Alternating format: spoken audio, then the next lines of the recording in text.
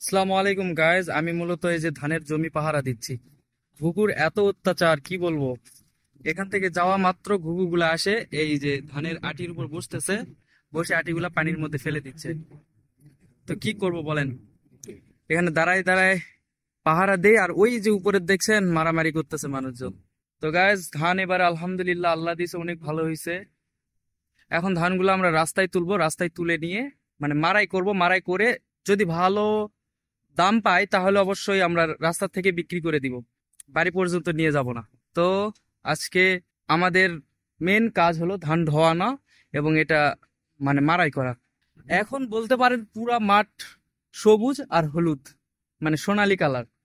তো এই দুটা মিশালে এখানে অনেক সুন্দর একটা পরিবেশ বিরাজ করতেছে। দেখতেই পাচ্ছেন সময়টা খুবই ভালো, ব্যস্ত একটা সময়। তো আল্লাহর কি মানে মহিমা, কয়েকদিন প্রচুর বৃষ্টি হলো, বৃষ্টি হতে হতে এখন প্রচুর রোদ। দেখছেন আকাশ ক্লিয়ার, পুরা আকাশ ক্লিয়ার, অনেক সুন্দর একটা আকাশ দেখতে পাচ্ছেন। তো 2 দিন থেকে রোদ হচ্ছে, এই 2 দিনের মধ্যে আমাদের ধান মারাই করে নিতে হবে, খ্যার শুকাইতে হবে। অবশ্যই ধানও শুকাই নিতে পারলে বেশি দাম পাওয়া যায়, ভিজা ধান কম দাম আর শুকনা ধানের দাম বেশি পাওয়া যায়। সো এই সুযোগে যদি অনেকে উষে শুকে নাই, যেমন চাল করবে, অনেকে চাউলের জন্য ওই ধান যেগুলো এই ধানটা সংগ্রহ করবে করে, তো অনেকে হয়তো এই সুযোগে মানে চাউলও করে নিবে নিজের বাড়ির ভাত। আমরা ওটা করতে চাইলাম, কিন্তু আমাদের তেমন শুকানোর জায়গা না থাকার কারণে আমরা এটা করতে পারি নাই। এখন ধোয়াবে 3 জন মিলে আমাদের এই ধানটা ধোয়াবে। তবে রাস্তা এত খারাপ যে আপনি নর্মালি হাঁটতে পারবেন না, প্রচুর খারাপ রাস্তা।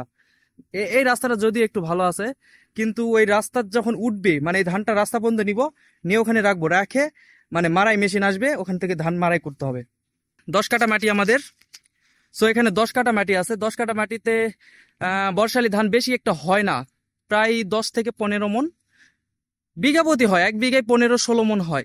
কিন্তু আমাদের এই ধানটা দেখতে পাচ্ছেন, এটা সর্বোচ্চ 8-10 মণ হবে। আর অন্যান্য সিজনের যে ধানগুলা হয় ওগুলা 15 বা 16 মণ হয়। তো বর্ষালি ধান অনেকে এই জন্য লাগায় না। এই যে পাশে যে সবুজ ধানটা দেখতে পাচ্ছেন, এটা বর্ষালি না।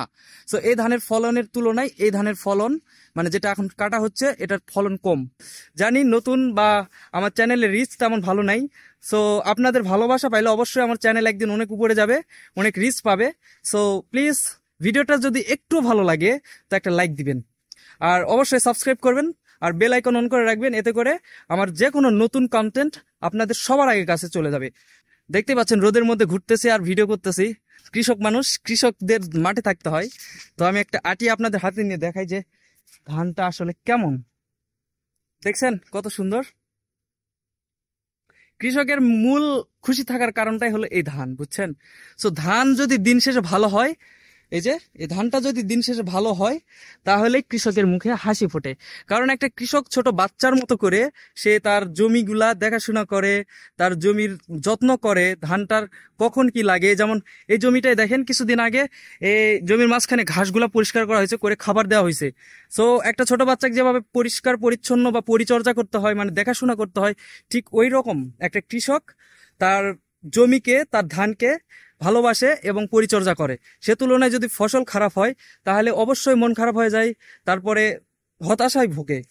আর অনেকে তো এই ধান চাষ করে মূলত ঋণ করে। কিভাবে ঋণ করে? ধানটা মূলত এই যেমন সার দেওয়া হয়, বীজ দেওয়া হয়, এগুলো সব কিছু মানে কেনা হয়, বাকি নেই, মানে দোকান থেকে বাকি নিয়ে এগুলা চাষ করে। এই যেমন ধানটা এখন বিক্রি করবে, যেমন আমরা নিব, রাস্তায় নিয়ে বিক্রি করব, করার পর যে টাকাটা আসবে, আমাদের যে বকেয়াগুলো আছে হয়তো এই টাকা দিয়ে শোধ করা হবে।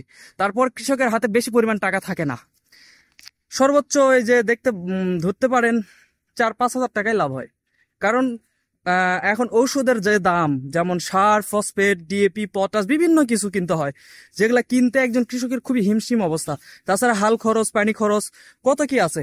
তো ভাবেন অনেক কিছু মানে স্যাক্রিফাইস করতে হয়, অনেক কষ্ট করতে হয়, মাঝখান দিয়ে নিজের যে কষ্ট বা পরিশ্রমটা দেখাশোনা সেটা ফাও ভাই, ওইটার চিন্তা করা যায় না।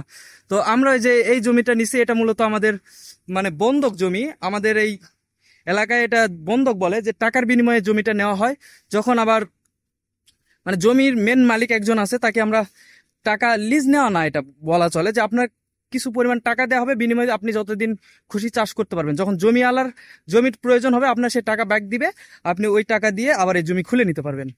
তো এটাই হলো মেন ফান্ডা। তো আপনারা যারা অনেকে বোঝেন, যারা গ্রাম সম্পর্কে জানেন বা গ্রামে যারা আছেন, তো অবশ্যই তারা বুঝবেন। তো তো গাইজ, এই পর্যন্তই আজকের ভিডিও। আর আমি অবশ্যই ধান মাড়াই করা দেখাবো। তো পরবর্তী স্টেপে যাই। ধন্যবাদ।